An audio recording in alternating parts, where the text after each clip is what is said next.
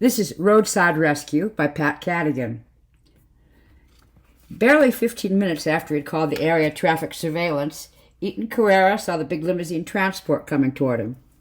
He watched it with mild interest from his smaller and temporarily disabled vehicle. Some media celebrity or an alien, most likely an alien. All aliens seem enamored with things like limos and private SSTs, even after all these years. In any case, Eaton fully expected to see the transport pass without even slowing. The navigator, not driver, limos drove themselves, hardly glancing his way, leaving him alone again in the rolling green, empty countryside. But the transport did slow, and then stopped, cramming itself into the breakdown lane across the road. The door slid up, and the navigator jumped out, smiling as he came over to Eaton. Eaton blinked at the dark full-dress uniform. People who worked for aliens had to do some odd things, he thought. For some reason, put his hand out on the window control as though he were going to roll it up. "Afternoon, sir," said the navigator, bending a little from the waist.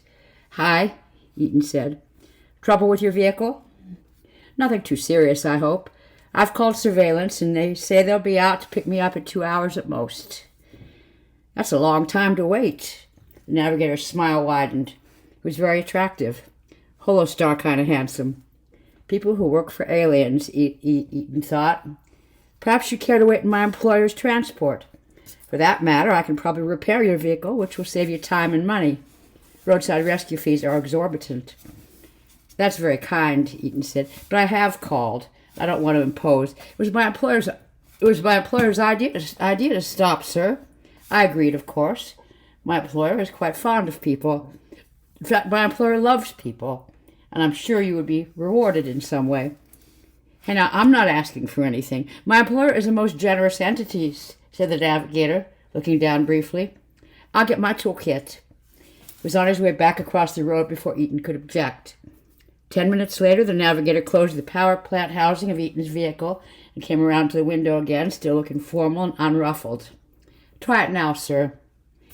Eaton inserted his key card into the dash console and shifted the control near the steering module. The vehicle hummed to life. "Well now," he said, "you fixed it." That smile again.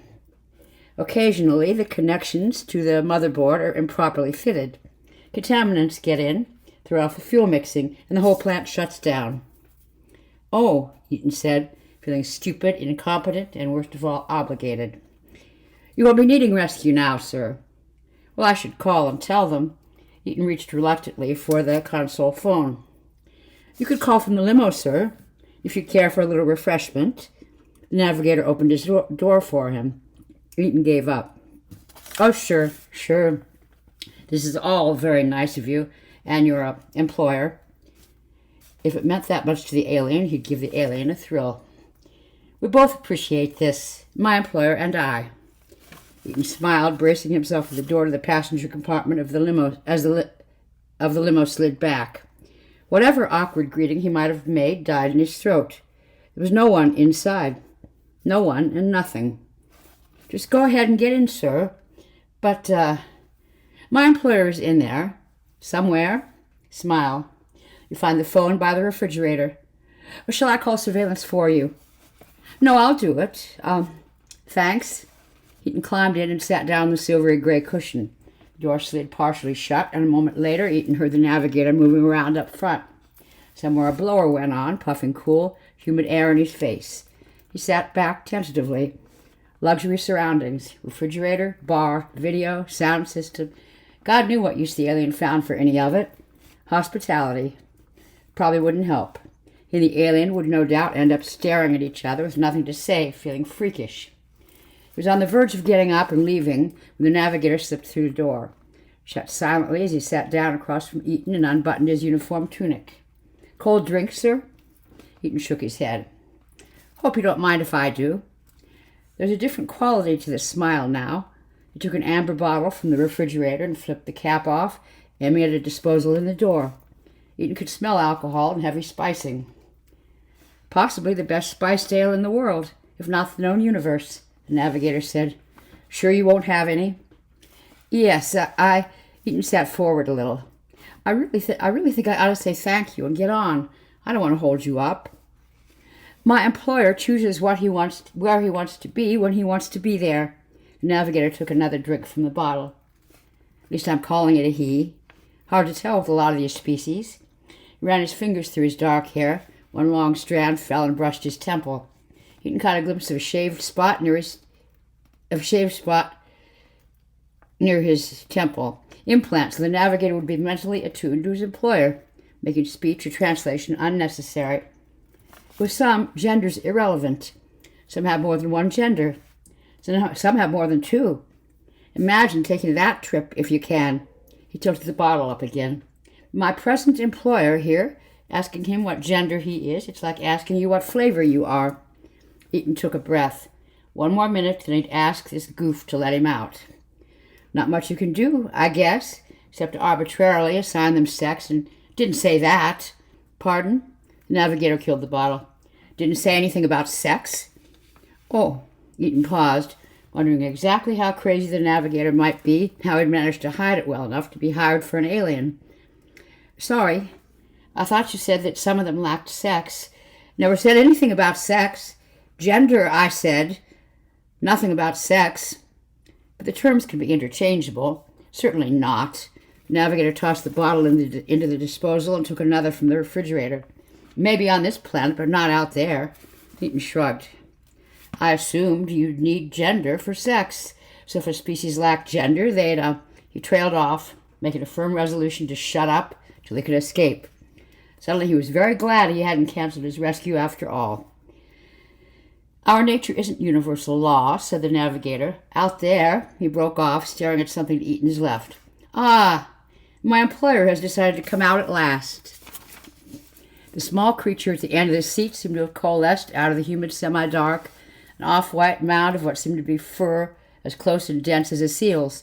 It might have repelled or disconcerted him, except that it smelled so good, like a cross between fresh-baked bread and wildflowers. The aroma filled Eaton with a sudden, intense feeling of well-being. Without thinking, he reached out to touch it, realized, and pulled his hand back. Going to pet it, were you? Stroke it?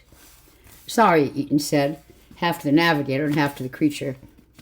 I forgive you, said the navigator, amused. He'd forgive you, too, except he doesn't feel you've done anything wrong. It's the smell. Very compelling. He sniffed. Go ahead. You won't hurt him. Eaton leaned over and gingerly touched the top of the creature. The contact made him jump. It didn't feel solid. It was like touching gelatin with a fur covering. Likes to stuff itself into the cushions and feel the vibrations from the ride, said the navigator. But what it really loves is talk, conversation. Sound waves created by the human voice are especially pleasing to it. And in person, not by holo or phone. The navigator gave a short, mirthless laugh and killed the second bottle.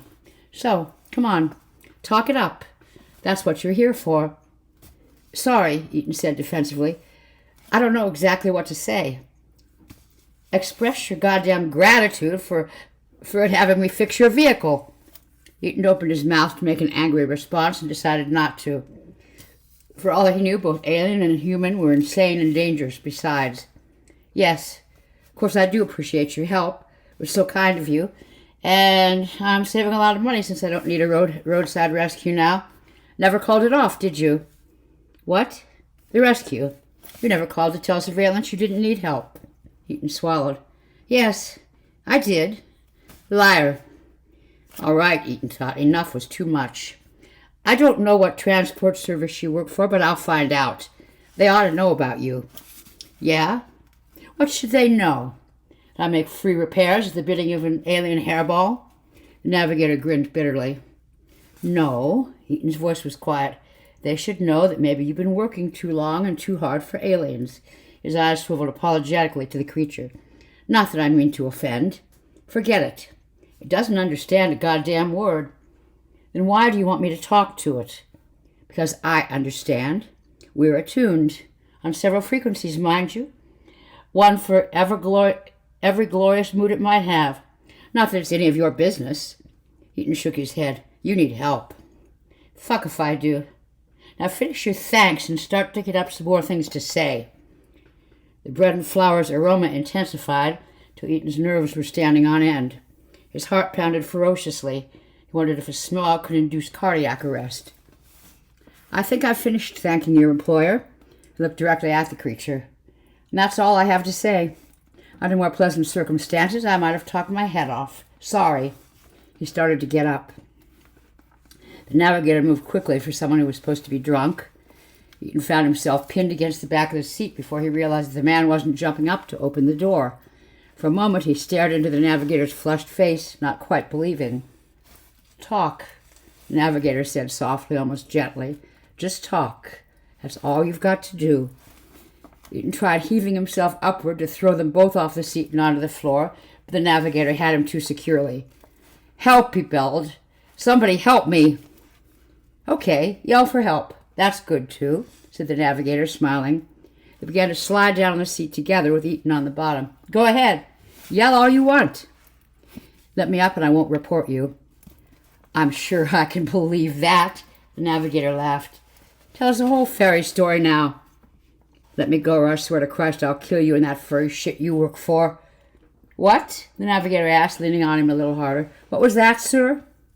Let me go or I'll fucking kill you. Something in the air seemed to break. So a circuit had been completed or some set of energy discharged. Eaton sniffed. The bread and flour aroma had changed. More flowers, less bread, and much weaker, dissipating in the ventilation before he could get more than a whiff. The navigator pushed himself off Eaton and plumped down heavily on the seat across from him again. Eaton held still, looking first at the man rubbing his face with both hands, then turning his head so he could see the creature sliding down behind the cushion. We scared it, he thought, horrified. Bad enough to make it hide under the seat. Sir, Eaton jumped. The navigator was holding a fistful of currency out to him. The denominations made him blink. It's yours, sir. Take it. You can go now. Eaton pulled himself up. What the hell do you mean it's mine? Please, sir. The navigator pressed one hand over his left eye. If you're going to talk any more, please step outside. Step out. Eaton slapped the man's hand away and lunged for the door. Wait, called the navigator, and in spite of everything, Eaton obeyed. The navigator climbed out of the transport clumsily, still covering his eye, the other hand offering the currency. Please, sir, you haven't been hurt. You have a repaired vehicle, more than a little pocket money here. You come out ahead if you think about it. Eaton laughed weakly. I can't believe this. Just take the money, sir. My employer wants you to have it. The navigator winced and massaged his eye some more. Purely psychosomatic, he said, as though Eaton had asked.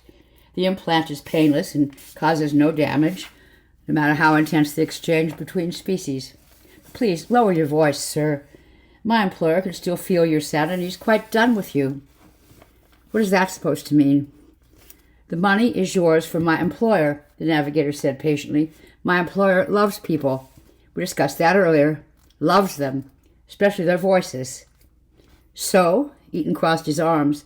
The navigator leaned over and stuffed the money between Eaton's forearms. Perhaps you remember what else we were discussing. I really have no wish to remind you, sir. So, what's all that stuff about gender? What's that got to do with... Eaton's voice died away. Human voices, the navigator said. No speech where they come from. We're so new and different to them. This one's been here only a few weeks. His preferences happens to be that of a man speaking from fear and anger, something you can't fake. He took a step back from the man, unfolding his arms and letting the money fall to the ground, thinking of the implant, the man feeling whatever the creature felt. I don't know if you could call it a perversion or not, said the navigator. Maybe there's no such thing. He looked down at the bills. Might as well keep it. You earned it. You even did well. He pulled himself erect and made a small formal bow. Good day, sir, he said with no mockery at all, climbed into the transport's front seat. Eaton watched the limo roll out of the breakdown lane and lumber away from him. After a while he looked down.